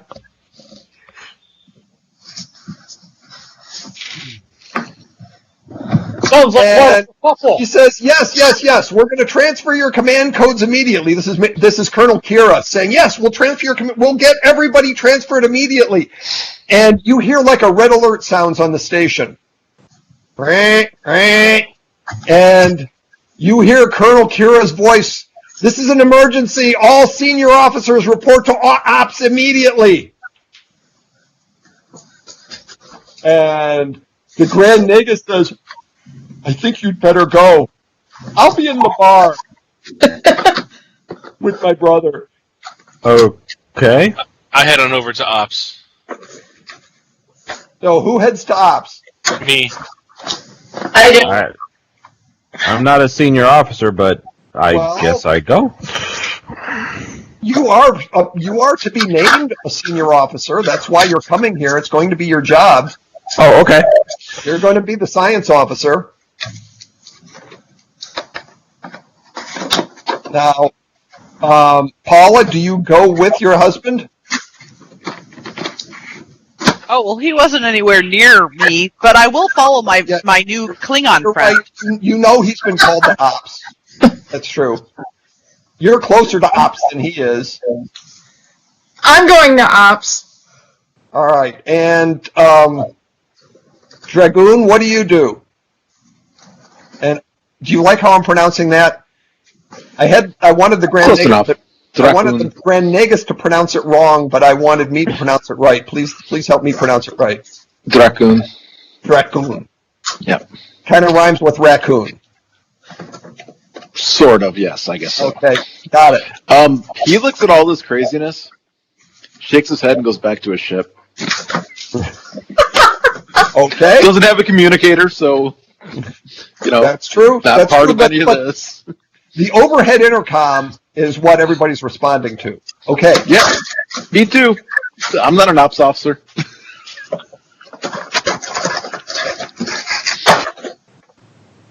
where is it? There it is. So,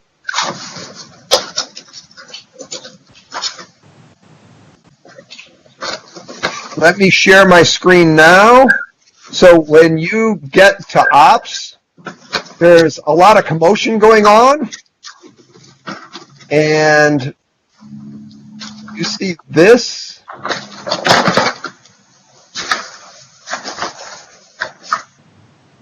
You see this displayed on the screen.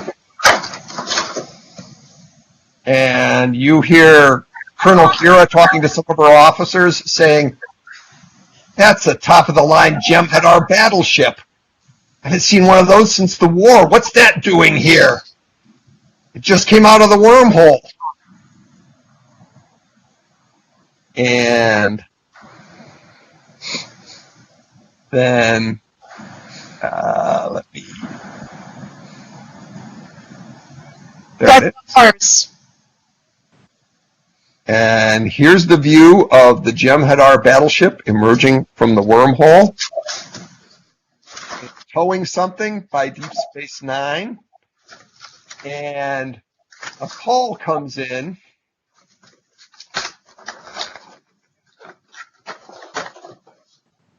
Interesting. Did the video played, huh? I don't suppose you saved anybody else's ex-wife, did you, honey? Yeah.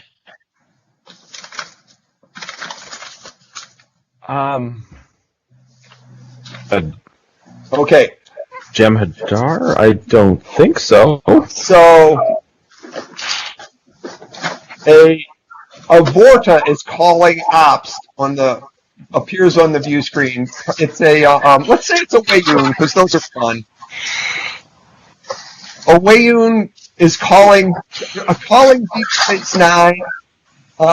This is Wayun 27, or whatever. The founders send their greetings. They've been working on finding their new moral place in the universe, and they learned from Constable Odo about a time when you were faced with a great moral problem here in the Alpha Quadrant of having accidentally created a proto-universe, and you weren't certain how to treat it and what to do with it. And so the founders created a proto-universe, and they've been working with it for a while to see if they were good guys or bad guys, and they were feeling like they were good guys.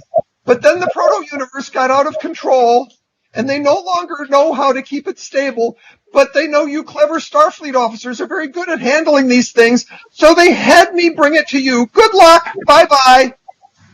And they dropped proto-universe in the front yard of Deep Space Nine, and it is growing. And that's where we're going to end this week. I end with looking at Droff saying, "What's a proto-universe?" That's from the episode Playing God, right? Yeah. I just watched that. Yeah, Neil and I just watched it too, so I actually know what to do with it. Well, this one is way bigger than that one was. Yeah, that's what I was going to say. Kind of runabout. This thing is already way, way, way beyond that. And it looks like it's going to be a major problem.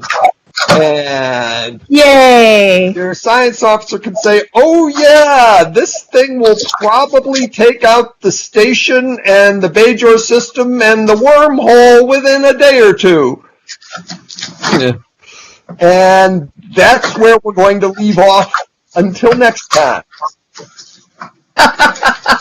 If you want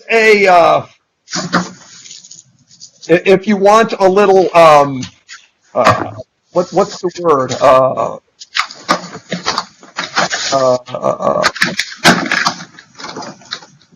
What did those old TV shows in the 60s have? The Quinn Martin shows. Not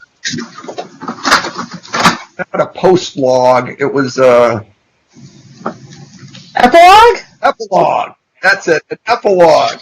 Next time on DS9. Well, no, that's a preview of next time. The epilogue is going on down on the promenade, where Grand Nagus has gone to Quark's bar and ordered a root beer, and he's getting a little attention. A few people are shaking his hand and things like that. Anybody else left down on the promenade who didn't go to Ops or who is going to Yeah, I think our Bajoran security. If I see the Grand Nagus go by, I'll just go with him. All right, great. You're in the bar.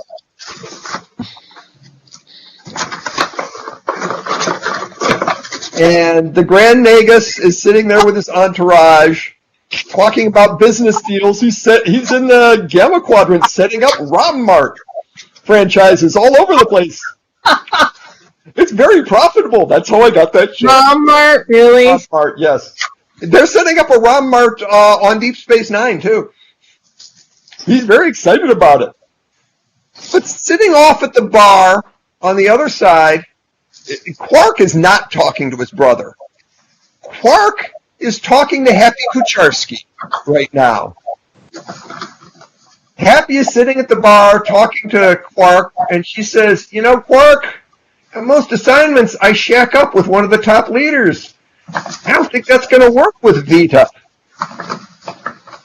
And Quark says, "Yeah, that's too bad." "That's too bad. The two of you would make a cute couple." And Happy says, "Well, there's Morn over there. He's a captain, and he's sexy as hell, but Morn talks too much." And Quark says, "Oh, yeah, he's a lot of fun, but my advice is stay away from Morn. He's got a lot of baggage." And then Happy says, "Well, I'm in a Promethean pickle then. Unless, Quark, are you still the president of the Ferengi Merchants Association? Or, I'm sorry, the Promenade Merchants Association?"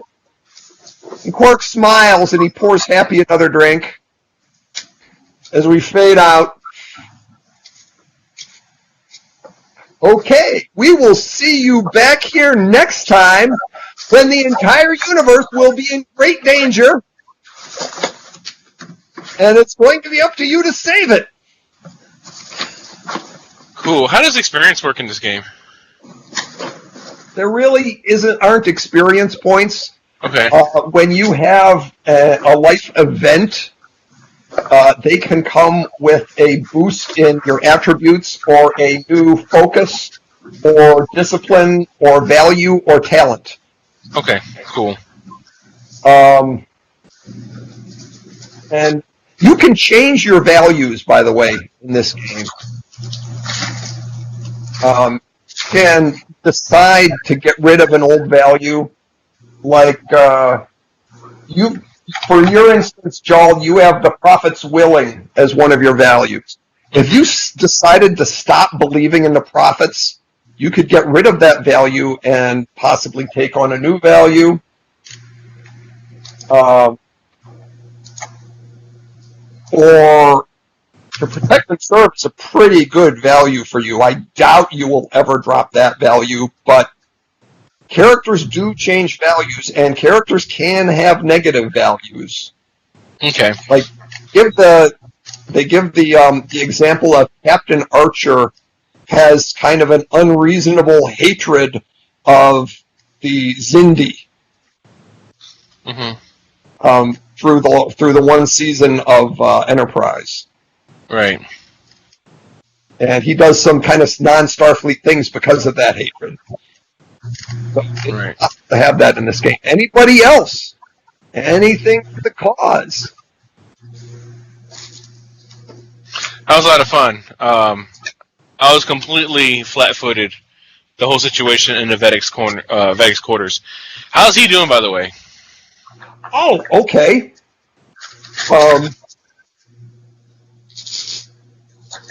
We're going to save that for next time. Okay, cool. 'Cause Yeah, that's an important scene. And it didn't seem like Dragoon was affected at all by the chronoton radiation, right? Or chronoton particles? No, he's not. Okay. Because that was kind of like a thing, too. Whenever, and maybe I'm wrong, but it seemed like when Cisco was getting visions from the prophets, there was something medically that they were doing to him, basically to stop him from dying. But it also stopped him from getting the visions. Yeah. Yeah. There was that one episode where he was seeing visions of Valhalla. Yeah. But the Vedek wasn't necessarily possessed by the prophets. He might have been exposed, but he wasn't possessed. No. I'm talking about Dragoon. I was worried about Dragoon. No, but what I mean, if we were worried about the chronoton particles affecting him, I think it only mattered if the Pal race or the prophets were actually right possessing the others, like in Keiko or Kira and Jake. Yeah. By the way, Mike, I was 100% ready to give my body over to the prophets so they could fight the Pal race if needed. I was like, oh man, I'm gonna have to do this. And then if I start losing, then cue in the chronoton particles. That might come up, but actually, there should be some questions in your head, especially as a Bajoran right now, because the belief is that the power wraiths are gone. Right. The emissary took out the power wraiths. Yeah. What the heck happened? And yeah, Kira's pretty shocked about that. Maybe we might need to go to the fire caves and see what's going on.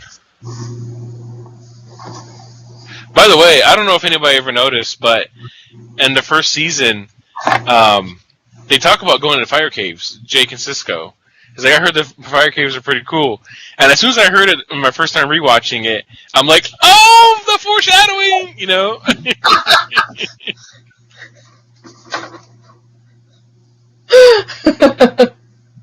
All right, gang. We're ending now at a reasonable time. This is about the time I'd like to try and aim for. Okay. For every week. I appreciate that, because I know I'm a night owl, but... Well, and frankly, I'm hoping for fewer technical problems for getting started every week a little bit better, a little bit faster, a little bit better, a little bit faster, as far as all the technical stuff goes. Yeah, it will. Yeah. So, Doug, I can't wait to see what you got out of this.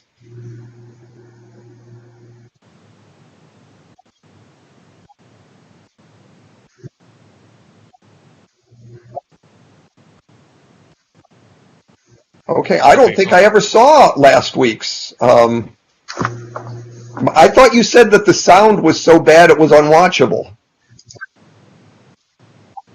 Yeah.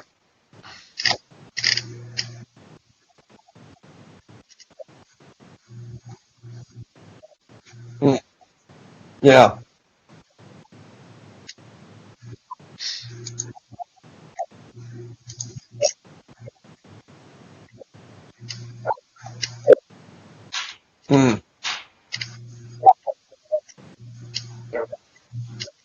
So I hope it's better this time.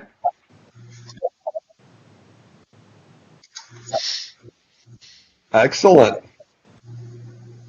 All right. Well, this is really cool. Thank you all for participating in our experiment. We'll be back again next week. Maybe I could get a haircut and I won't have to be Khan next week. We'll see. I'm going to keep being Khan until I get my haircut. And everybody else, for this? feel free to wear your cool Starfleet stuff. Loby. That's all I'm saying. Loby?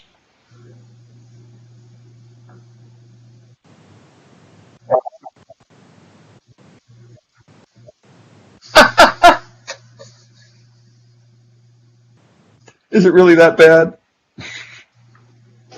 All right, gang. My hair cutting him, so be fortunate that you don't have to endure that. I need to find a site that phonetically pronounces Klingon swears, because there's a lot of great ones out there I don't know how to pronounce. Does it? Oh my god, awesome. Google Translate speaks, doesn't it? Yeah. Also, Duolingo will pronounce things for you. In Klingon? In Klingon, they have a Klingon language module in Duolingo. Wow. Of course.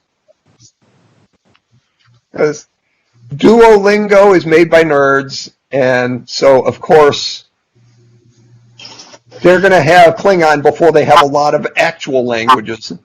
If you speak in a public location internationally, you're more likely to find somebody who speaks Klingon than you are to find somebody who speaks Esperanto.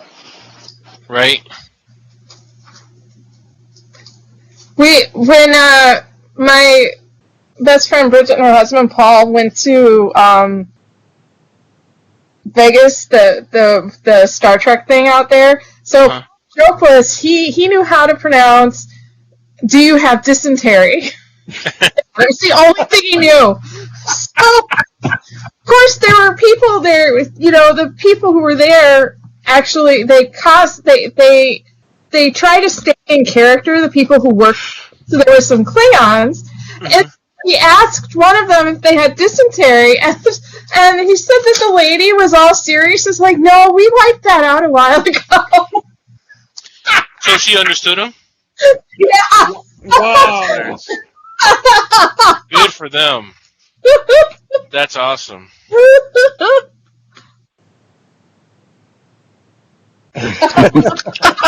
Well played. Nice. Yeah, when they were, I think it was in high school when my history teacher found out somebody was trying to translate the Bible into Klingon.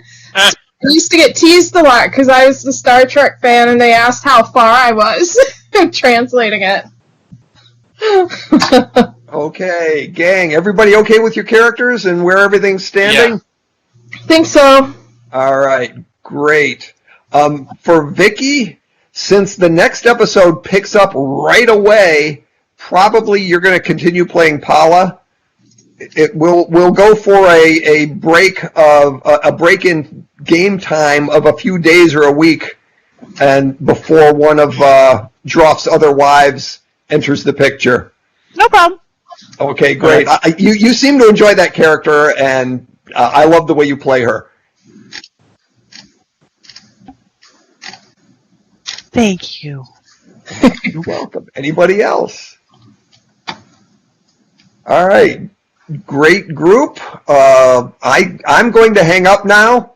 Doug, I think, I don't know, all this afterwards conversation probably can be cut.